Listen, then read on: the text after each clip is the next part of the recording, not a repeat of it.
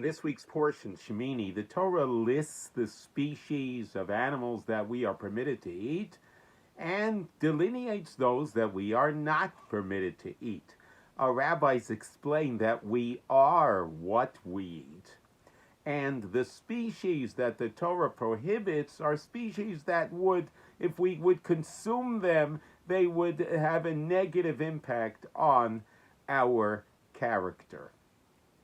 If we take a magnifying glass to the way the Torah describes why a camel is not kosher and why a pig is not kosher, we can learn a very beautiful lesson about life and how to communicate.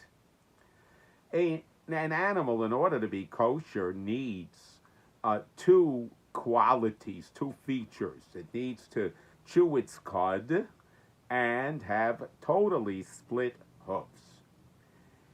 If an animal has none of these features, it is not kosher. If an animal has one of these features and not the other, it is not kosher. So the Torah tells us the camel is not kosher because it chews its cud, but it does not have split hooves. The pig is not kosher. It has split hooves, but it does not chew its cud.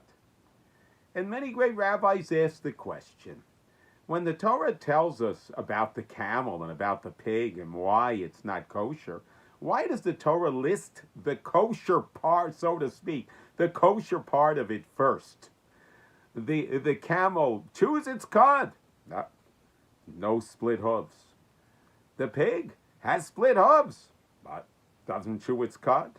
Can't be on a kosher table.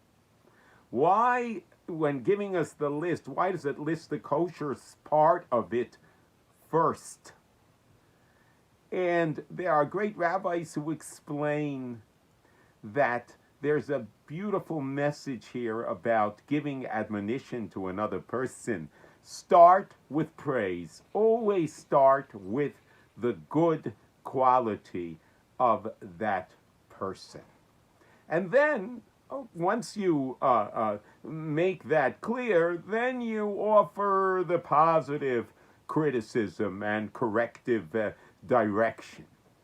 I would like to add one more piece, and that is that the Torah never prohibits us from being echad b'peh and echad b'lev. We've got to speak about the way we feel. So if we are directed by the way the Torah listed the kashrus or the non-kashrus of the camel and the non-kashrus of the pig, we are directed to give positive feedback first before we criticize, then it follows that we must feel positive about the person before we criticize. And that the Torah is telling us, you want to criticize, you want to correct the next person, fine. But first, before you open your mouth, feel and think about the positive qualities of that person, and then criticize. And if you cannot feel, you cannot in your mind project and in your heart